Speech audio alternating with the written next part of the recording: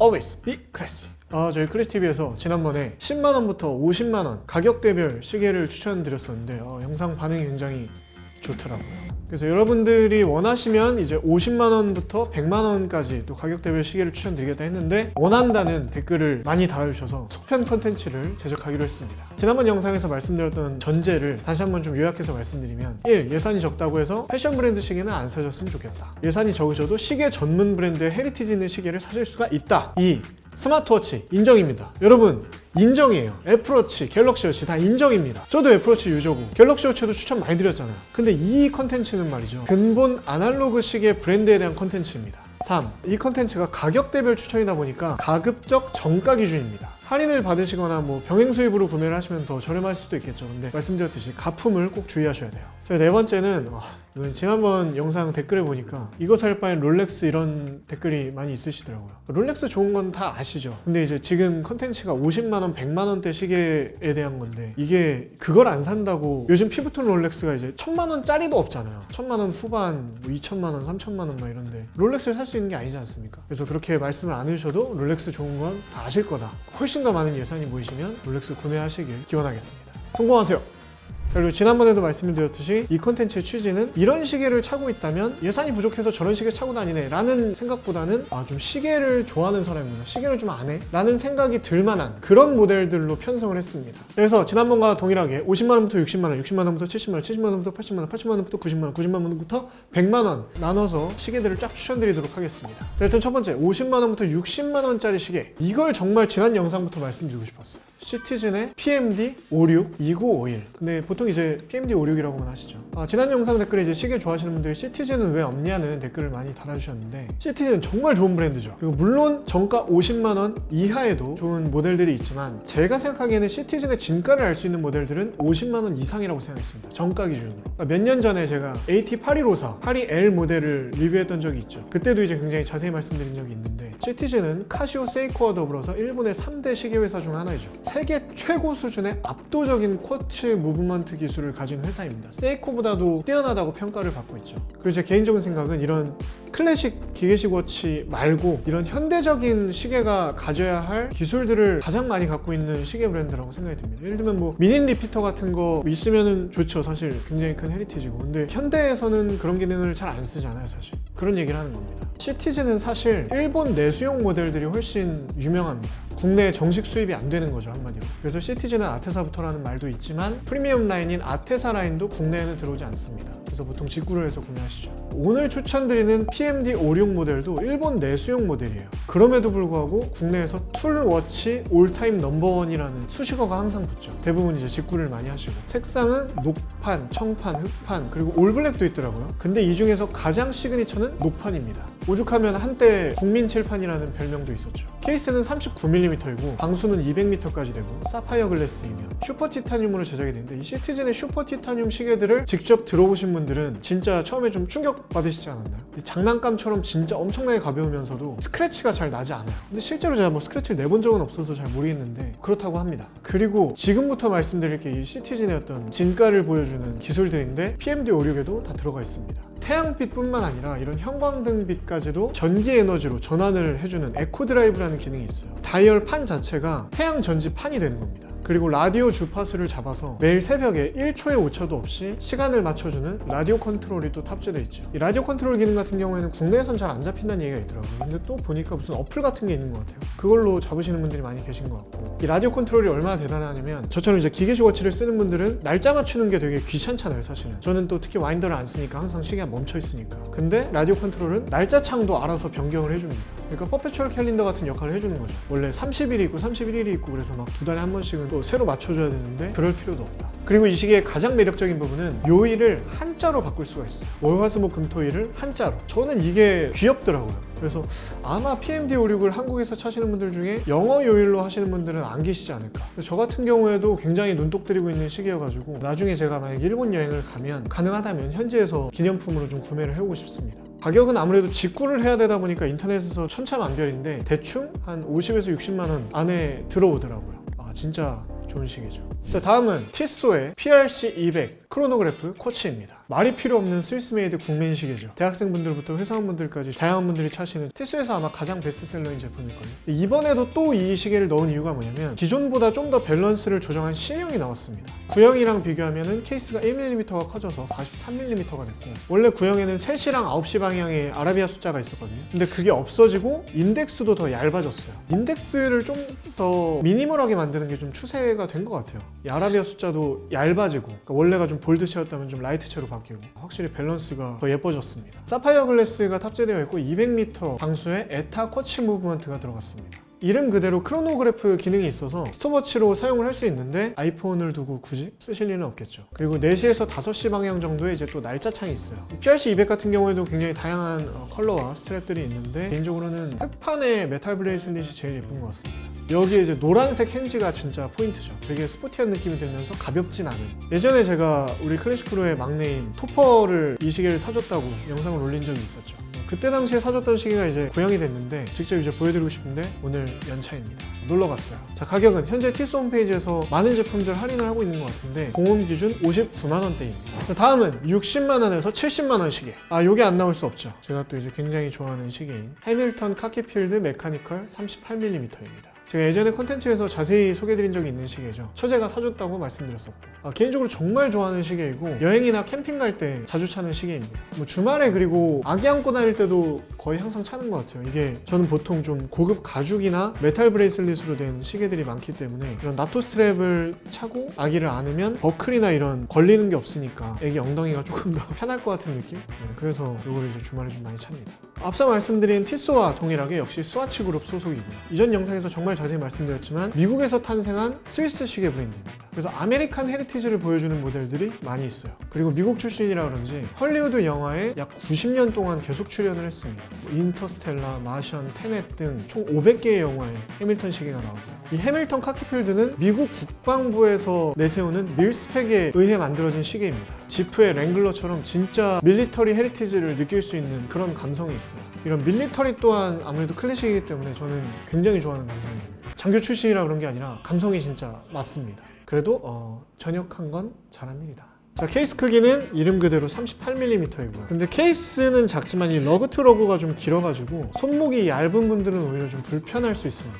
사파이어 글래스이고 케이스가 샌드 블라스트 처리가 되어 있어요. 그래서 예전에 말씀드렸듯이 굉장히 고운 모래로 이 표면을 좀 거칠게 만들어주는 건데, 그래서 이제 빛 반사가 없습니다. 그래서 적군의 눈에 잘 띄지 않고 스크래치가 나도 티가 좀 안 난다. 풀워치로서 좀 막 찰 수가 있는 그런 게 장점이고, 숫자가 크게 보면 두 줄로 되어 있는데 바깥쪽에는 12시간계로 되어 있고 안쪽에는 24시간계로 되어 있습니다. 그래서 24시간계를 보기가 굉장히 편하다. 그리고 줄질이 굉장히 또 유명한 모델이죠. 그래서 스트랩이랑 다이얼 컬러가 되게 다양하고 말하자면 끝도 없습니다. 이렇게 많아요. 짜자잔. 그리고 또 이제 스와치 그룹이기 때문에 에타 무브먼스 베이스인 H50 무브먼트가 탑재가 됐는데, 이 오토매틱이 아니라서 직접 손으로 이렇게 감아줘야 됩니다. 어디 여행 가기 전에 딱 감아놓으면 이게 파워 리저브가 또 80시간까지 되거든요. 그리고 이게 뭐 운전하다가 뭐 중간중간 이렇게 좀 감아주고, 이런 게 저는 좀 이 시계랑 되게 잘 어울리는 감성이라고 생각이 듭니다. 공음 기준으로는 가격이 조금 또 올랐더라고요. 69만 원. 자, 다음은 세이코 터틀이라고 불리우는 SRPE 93K1 모델입니다. 지난 편 영상에서 쿼츠 파동의 주역이라고 말씀드렸던 그 세이코 제품인데 대표적인 못생긴 시계입니다. 뭔가 못생긴 시계 컨테스트 같은 거 하면은 아마 계속 순위권에 들어올 것 같은 느낌. 근데 이 못생긴 게 이 터틀의 매력이에요. 일단 이 케이스가 쿠션형이에요. 이렇게 둥글게 생겼죠. 이게 이제 거북이랑 비슷하다고 해서 터틀이라는 별명이 붙여졌고, 이게 역사가 좀 되게 길고 복잡한데 제가 간단히 한번 설명을 해보겠습니다. 이 세이코에서 1960년대에 제작했던 터틀의 원조격인 다이버워치가 있었습니다. 6105 터틀이라고 보통 사람들이 얘기를 하는데, 이게 실제 베트남 전쟁 때 미군이 착용을 했던 시계거든요. 근데 이걸 복각해서 낸 모델이 SPB 151 모델입니다. 근데 이거를 지옥의 묵시록이라는 영화에서 마틴 쉰이라는 배우가 연기했던 캡틴 윌라드가 착용을 했어요. 그래서 그 시계를 복각한 거라서 캡틴 윌라드 터틀이라고 보통 이제 사람들이 애칭으로 부르곤 하죠. 근데 이 다음 세대 터틀을 양산형 보급형으로 복각한 게 SRP 777이었는데 품번이 바뀌어서 SRPE 93K1이 됐습니다. 잘 얘기한지 모르겠네요. 아무튼 뭐 이렇게 되게 복잡해요. 근데 헤리티지가 분명히 있다는 거죠. 케이스는 무려 45mm입니다. 근데 이 러그 투 러그가 짧아가지고 찼을 때 엄청 거대한 느낌은 아니에요. 물론 크긴 크죠. 그래서 손목이 얇으신데 터틀을 차고 싶으신 분들은 42mm 미니 터틀이 또 있거든요. 그걸 고르시는 분들도 계시죠. 다이버워치이기 때문에 200m 방수가 되고 데이데이트가 있고요. 다이버워치니까 회전 베젤이 탑재되어 있습니다. 그리고 무브먼트는 세이코의 오토매틱 무브먼트인 4R36 무브먼트가 탑재가 되어 있고 파워 리저브는 41시간 정도입니다. 세이코의 다이버워치를 고르실 때 뭐 터틀, 스모, 사무라이 등등 정말 많은 제품들 중에서 고민을 하시는데 개인적으로는 터틀이 가장 아이덴티티가 좀 명확한 느낌이랄까요? 근데 이게 단점이 또 유명한 고질병이라 해야 되나? 그런 게 좀 있죠. 베젤 정렬 상태나 챕터 링 아니면 이제 인덱스 정렬이 틀어진 경우가 있어서 구매하실 때 좀 주의하실 필요가 있습니다. 저도 듣기로는 오차 범위가 벗어나면 이 삼성시계에서 또 AS를 해주신다고 얘기를 하더라고요. 삼성시계 공식몰 정가 기준으로 현재 67만원 제품입니다. 다음은 70에서 80만원대, 여기에서 추천드리고 싶은 모델은 티쏘의 르로끌 파워매틱 80입니다. 르로끌은 티쏘가 1853년에 시작이 됐죠. 그 티쏘가 시작된 마을 이름이에요. 스위스의 역사적인 기념물인 르로끌 교회 시계탑에서 영감을 받아서 제작이 됐습니다. 대표적인 입문용 드레스워치 중에 하나이죠. 제가 예전에 티쏘 시계들 쫙 이제 소개드리는 영상에서 조금 올드한 것 같다고 표현을 했었거든요. 근데 이게 시간이 계속 지나고 보니까 오히려 질리지 않는 디자인인 것 같아요. 진짜 그냥 클래식인 거죠. 아무래도 드레스워치다 보니까 수트 같은 클래식 웨어에 정말 잘 어울리고요. 에타 수정 무브먼트가 또 들어가 있는데 파워 리저브가 이름처럼 80시간이나 됩니다. 케이스는 39mm이고 두께가 10mm예요. 굉장히 이상적인 드레스워치 사이즈이죠. 셔츠나 자켓을 입었을 때 굉장히 좀 자연스럽게 어우러지는 그런 크기이죠. 그리고 르로끌은 시스루 백 케이스가 진짜 멋지죠. 이게 그냥 이렇게 뻥 뚫려 있는 게 아니라 이렇게 좀 장식이 되어 있거든요. 근데 그게 되게 매력적이에요. 그리고 다이얼 색상이랑 스트랩 색상이 이제 여러 가지여서 고르는 재미도 있고, 개인적으로는 화이트 다이얼의 검정색 가죽 스트랩이 가장 예쁘다고 생각합니다. 모델에 따라서 다르지만 공식 홈페이지 기준으로 70만원 전후로 만나보실 수 있습니다. 자, 다음은 80에서 90만원 시계. 지난번에도 말씀드렸는데 다시 한번 말씀드릴게요. 혹시 지난 영상 안 보시는 분들이 계실까봐. 티쏘의 PRX 파워매틱 80입니다. 지난번 50만원 이하 영상에서 말씀드린 건 쿼츠 모델이에요. 49만원짜리. 이번 것은 PRX의 오토매틱 버전입니다. PRX는 진짜 티쏘가 좀 작정하고 만든 것 같아서 진짜 괜찮은 것 같아요. 그래서 저는 오토매틱도 추천드리고 싶습니다. 저는 이 모델이 제일 예쁜 것 같은데, 이거는 다이얼까지 오데마픽의 로얄로크랑 비슷하게 생겼더라고요. 댓글 보니까 티아로크라고 달아주시던데, 케이스는 40mm 사이즈이고 케이스와 브레이슬릿이 이어지는 젠타 디자인입니다. 공홈 기준 할인가가 83만 7천원이더라고요. 자, 다음은 드디어 마지막 챕터입니다. 90만원부터 100만원 시계 3개를 말씀드릴 건데, 일단 첫 번째는 티쏘의 시스타 1000 파워매틱 80입니다. 사실 시스타는 역사가 길지 않아요. 근데 인기가 굉장히 많죠. 입문용 혹은 가성비 좋은 다이버워치를 얘기하면 꼭 빠지지 않고 등장을 하고, 일단 베젤이 세라믹 베젤입니다. 그리고 300m까지 방수가 되고 이름처럼 파워 리저브가 80시간까지 유지가 되고요. 그리고 다이버워치답게 케이스가 큽니다. 43mm. 그래서 손목이 두꺼우신 분들께 잘 어울리는 크기이고요. 시스타는 다이얼이 진짜 영롱하다는 표현이 딱 맞을 정도로 너무 예쁜데, 개인적으로 그린 다이얼 실제로 봤을 때 깜짝 놀랐습니다. 진짜 예뻐가지고 엄청 맑아요. 그리고 저는 개인적으로 그때 궁금했던 게 시스타 1000이 있고 2000이 있단 말이죠. 이게 뭐냐고 여쭤봤는데 몇 피트까지 잠수할 수 있는지를 알려주는 단위라고 하더라고요. 그러니까 1000피트면 대략 300m고 2000피트면 대략 600m 정도 되겠죠. 가격은 공홈 기준 할인가로 93만 9천원입니다. 다음은 드디어 이 브랜드까지 왔네요. 미도입니다. 개인적으로 이제 전미도 씨가 찾으셨으면 좋겠는 브랜드. 뭐 이쯤 되면 이제 영상이 좀 지겨울 만하니까 제가 일부러 이제, 저도 재미없어요. 그냥 이제 시청자분들 지겨우실까 봐. 근데 또 이제 저녁에 샤워하실 때 생각난다. 전미도.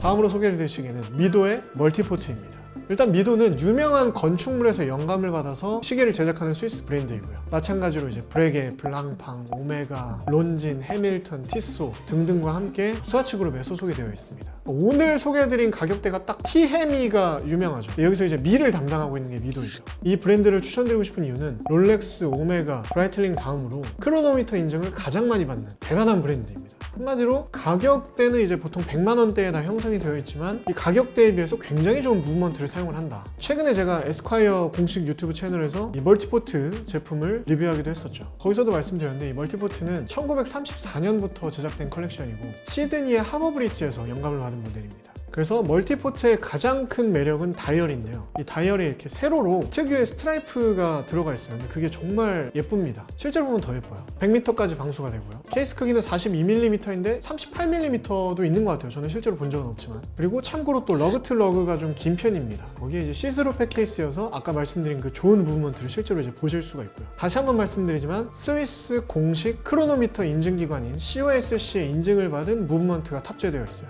파워리저브는 최대 80시간이고요. 가격은 공홈 기준 101만 원입니다. 만 원만 봐주세요. 어떻게든 되지 않겠습니까? 뭐 할인을 받으시든 뭐 카드사 할인을 받으시든 백화점 할인을 받으시든 좀 부탁드리겠습니다.